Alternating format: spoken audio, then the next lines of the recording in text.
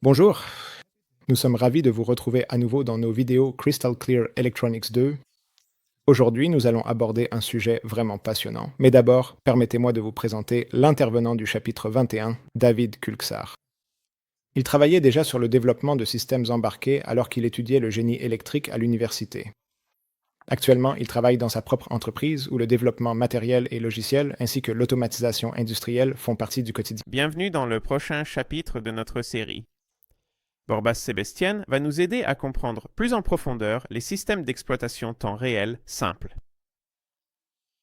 Borbas étudie actuellement l'informatique à Szeged et fait partie de l'équipe électro du BME Formula Racing Team. Je pense que le sujet des systèmes d'exploitation est passionnant car il nous donne un aperçu du fonctionnement de base de systèmes plus complexes. Dans ce chapitre, nous allons nous concentrer sur les bases théoriques du fonctionnement des systèmes d'exploitation. Pour vous donner un peu de motivation pour aborder ce sujet, nous allons vous donner un aperçu de ce qui vous attend au chapitre 22, où vous découvrirez le sujet à travers des exemples pratiques. Viens, allons manger à table maintenant, s'il te plaît.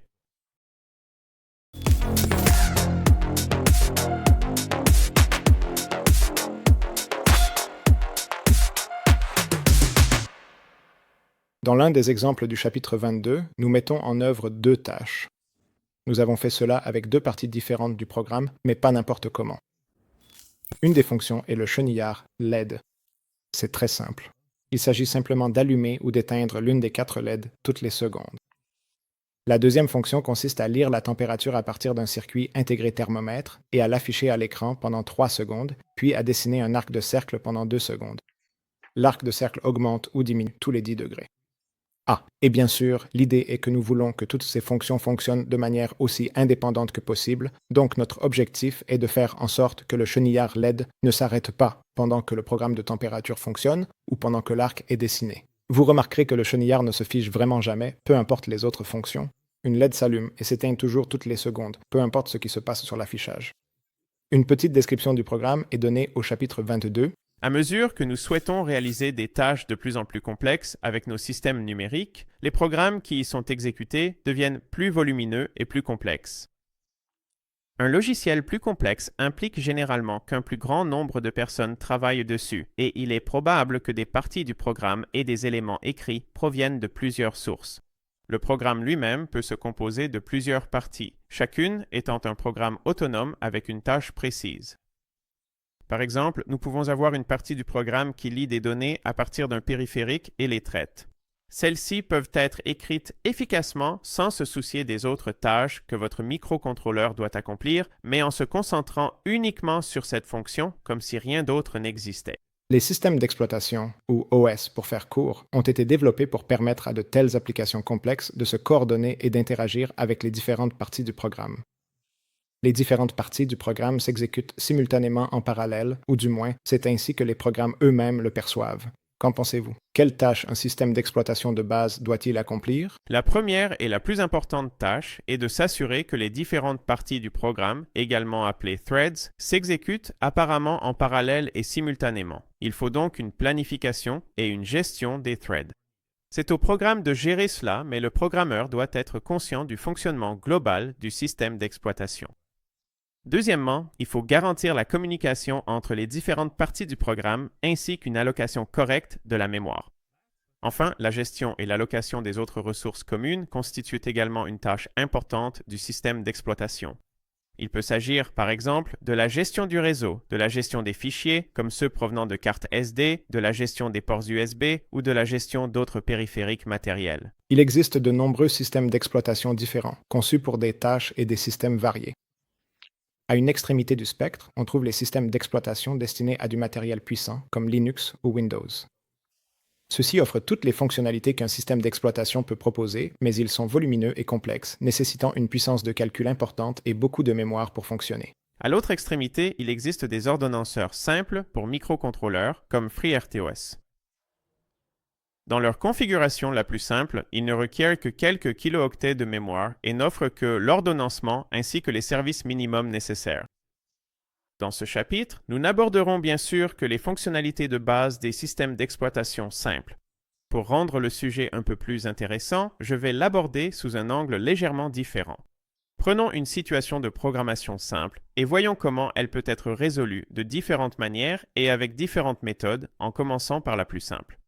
Supposons que la tâche consiste à recevoir en continu des données sur un port série que nous devons lire. À chaque paquet de 100 octets de données, nous devons appeler une fonction de traitement. Ensuite, ce processus se répète de façon cyclique. Nous devons continuer à lire les données, puis à les traiter. L'essentiel ici est de lire les données. Nous ne savons rien du traitement. Cela a été écrit par quelqu'un d'autre. Borbas, quelle est la solution la plus simple à cette tâche? Peux-tu nous montrer? Bien sûr, des défis comme celui-ci sont tout simplement trop intéressants pour être ignorés. Regardons l'implémentation simple. Ici à l'écran, vous pouvez voir ce qu'on appelle un pseudo-programme, qui ne contient aucune instruction réelle, mais une description des étapes correspondantes, facile à comprendre. Le programme commence par initialiser le périphérique à utiliser, qui est un port série. Cela est suivi par notre boucle principale, dans laquelle nous attendons la réception d'un octet. Lorsqu'un octet est reçu, il est lu puis stocké dans un tableau. Après cela, nous vérifions si nous avons 100 octets de données disponibles. Si c'est le cas, nous appelons notre fonction de traitement sur le paquet de données existant. Après le traitement, nous ajustons les pointeurs nécessaires et recommençons la boucle. Cela peut être une bonne solution, mais voyez-vous des problèmes avec celle-ci? Oui, malheureusement, cet exemple présente deux problèmes. Premièrement, le processeur ne peut rien faire d'autre qu'attendre les données. Deuxièmement, nous ne savons pas combien de temps la fonction de traitement met à s'exécuter. Il est possible qu'au moment où la routine de traitement se termine et que la lecture des données reprenne, certains octets entrants aient été perdus, ce qui entraîne une interruption de la communication. Il existe plusieurs façons de résoudre ce problème, mais puisque nous parlons du système d'exploitation, l'étape suivante consiste à utiliser les interruptions. C'est une bonne idée. Continuons avec les requêtes d'interruption. Pour cela, clarifions d'abord ce qu'est le contexte dans le monde des microcontrôleurs. Lorsque le code s'exécute, le microprocesseur stocke dans ses registres internes la position actuelle de l'exécution du programme ainsi que d'autres données nécessaires au traitement. De plus, il y a des variables utilisées dans le programme qui sont stockées à des emplacements spécifiques en mémoire. Ensemble, ces éléments forment l'état actuel du programme, appelé le contexte. Nous pouvons lire cet état, par exemple, avec le débogueur, puis l'examiner ou même le modifier lors du débogage du programme. Ainsi, si nous sauvegardons l'état et le restaurons plus tard, le programme reprendra à partir de ce point. Le changement de contexte est une partie essentielle du mécanisme d'interruption, ou IRQ en abrégé, que l'on retrouve dans tous les processeurs. Il s'agit d'un mécanisme spécial qui peut interrompre l'exécution du programme en réponse à un événement presque n'importe où et à n'importe quel moment et stocker l'état actuel. L'événement qui provoque cela peut prendre de nombreuses formes. Par exemple, un changement de signal logique externe sur l'une des broches du microcontrôleur ou une modification d'un périphérique peut également déclencher une IRQ. Pour revenir à notre exemple, si un octet arrive au contrôleur du port série, il peut générer une IRQ et interrompre l'exécution du programme. Pour que cela se produise, le contrôleur d'interruption du microcontrôleur et le gestionnaire de périphérique doivent d'abord être correctement configurés. Après que le contrôleur d'interruption a interrompu le programme en cours, l'exécution reprend à une autre adresse mémoire, ce qui signifie qu'une autre procédure ou fonction commence à s'exécuter. Cette fonction est appelée un gestionnaire d'interruption. Dans notre cas, si des données sont reçues sur le port série, cette fonction servira de gestionnaire d'interruption pour cet événement. Nous devons écrire le corps de cette fonction et la configurer pour qu'elle soit appelée lorsqu'un octet arrive. Lorsque notre gestionnaire d'interruption a terminé son exécution, le contexte initialement interrompu est restauré grâce à un mécanisme spécial, et le programme reprend son exécution exactement à l'endroit où il avait été interrompu. Si l'on veut être précis, le contexte ne sera pas exactement le même qu'avant l'interruption, car le gestionnaire d'interruption peut écrire en mémoire, ce qui est précisément le but de son fonctionnement. Le programme interrompu constatera que la valeur de certaines variables globales a changé. Par conséquent, notre programme doit être réécrit pour en tenir compte consciemment. Regardons l'exemple avec Barabash, cette fois écrit avec des interruptions. Nous allons donc maintenant avoir une fonction gestionnaire d'interruption qui va stocker les données. Pour cela, nous allons utiliser plusieurs conteneurs. Ce seront des structures complexes. Chaque conteneur se compose d'un tableau de 100 éléments et d'un indicateur. Cet indicateur indique au programme si le tableau a été rempli de données ou si toutes les données ont été lues. Lorsqu'un conteneur est plein, la collecte des données se poursuit dans un autre et le précédent est transmis à la fonction de traitement des données. Lorsque l'indicateur est à l'état vide, il signale à la fonction d'interruption que des données peuvent être écrites dans le stockage. Après que le dernier octet a été écrit dans le stockage, une dernière écriture va placer l'indicateur à l'état plein, indiquant à la fonction qu'elle peut désormais accéder aux données qui ne seront plus modifiées en arrière-plan. Lorsque la fonction de traitement a fini de lire toutes les données, elle remet l'indicateur à l'état vide. Dans le programme, la lecture des données et leur traitement sont séparés. Le traitement est effectué dans la fonction principale, la lecture et le stockage des données étant gérés en arrière-plan par une fonction d'interruption. Ici, le programme principal n'a pas à se soucier du timing. Il n'a pas besoin de précipiter le traitement. Le processeur peut effectuer d'autres tâches. Il n'est donc plus limité à une seule tâche. Tout ce que le programme principal doit faire, c'est vérifier de temps en temps si un paquet de données complet a été reçu et, le cas échéant, commencer à le traiter. Lorsqu'un octet arrive sur le port série, le programme principal est interrompu un instant, le gestionnaire d'interruption lit la donnée, puis le programme principal reprend son exécution. Cependant, ce changement n'est pas perceptible, si ce n'est que la valeur dans les tampons de données, y compris le drapeau, semble avoir changé. C'est un moment très important. Regardons cela en détail. Une interruption peut faire en sorte que le programme principal s'arrête entre n'importe quelles deux instructions du code machine. Une seule instruction de code machine peut, par exemple, lire un octet en mémoire ou additionner les valeurs de deux registres. Celles-ci ne peuvent plus être divisées, c'est pourquoi on les appelle des opérations atomiques. Pour nous, cela est important en raison de la gestion des données stockées en mémoire. Lorsque nous faisons référence à un nombre dans un langage de programmation de plus haut niveau, y accéder ou le modifier ne correspond pas forcément à une seule opération de code machine. Par exemple, sur un processeur 8 bits, la lecture d'un entier 16 bits nécessite deux instructions de code machine, pendant lesquelles une interruption peut survenir, modifiant potentiellement le nombre en mémoire et entraînant ainsi une valeur incorrecte. Même une simple incrémentation implique plusieurs instructions machine, lire un nombre, l'incrémenter de 1, puis réécrire le nombre. Si le nombre change à cause d'une interruption pendant ce processus, cela peut entraîner un dysfonctionnement. Les instructions qui sont effectivement atomiques dépendent du processeur. Par exemple, sur les processeurs 32 bits, la lecture et l'écriture d'un entier 32 bits sont généralement atomiques si le nombre est stocké à une adresse divisible par 4, puisque 8 bits sont stockés par adresse mémoire. Donc, si vous voulez en profiter, il faut être prudent. Cependant, certaines instructions, comme les lectures et écritures sur 8 bits, sont toujours atomiques. Dans l'exemple d'interruption, nous utilisons cela. Comme je l'ai mentionné plus tôt, chacune de nos unités de stockage de données composites possède un indicateur qui peut lui-même être lu ou écrit de façon atomique.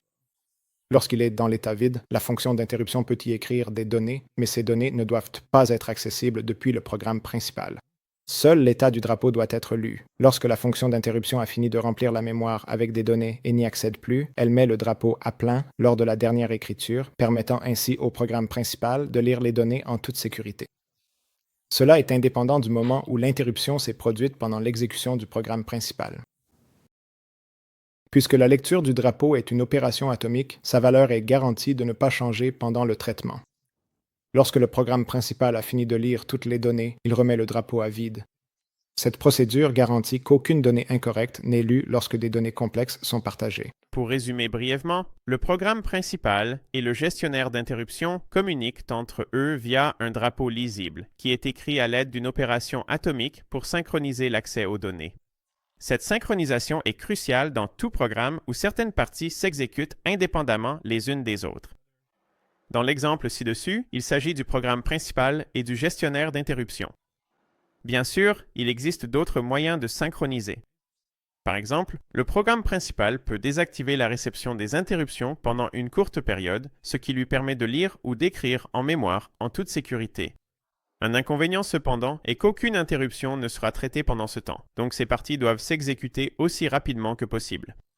Pour revenir à notre exemple, le programme principal s'exécute dans une boucle infinie et peut effectuer plusieurs tâches à la suite pendant que les données sont lues en arrière-plan. Plusieurs tâches signifient que différentes fonctions sont appelées successivement pour accomplir des tâches différentes. Chacune d'elles doit être écrite pour s'exécuter et retourner relativement rapidement afin que la boucle principale puisse lancer les autres tâches. Cela est parfois contraignant. Certaines tâches doivent attendre que d'autres parties du programme s'exécutent ou attendre des données externes, tandis que d'autres prennent simplement beaucoup de temps. Les ordonnanceurs, qui sont à la base des systèmes d'exploitation, ont été inventés pour résoudre cette situation. Alors, qu'est-ce qu'un ordonnanceur et quelles sont ses principales fonctions? Dans l'exemple de l'interruption, nous avons vu qu'il est possible d'interrompre l'exécution d'un programme n'importe où, sauf pendant les opérations atomiques, de sauvegarder le contexte, puis de reprendre le programme plus tard en restaurant ce contexte. Si nous développons davantage cette idée, nous pouvons créer un système dans lequel nous pouvons démarrer plusieurs parties d'un programme, puis les interrompre selon nos besoins, et stocker ce contexte à différents endroits en mémoire. Ce contexte peut ensuite être récupéré et restauré à volonté, et ce programme continuera à s'exécuter là où nous l'avions laissé. Ces parties du programme sont appelées tâches ou threads.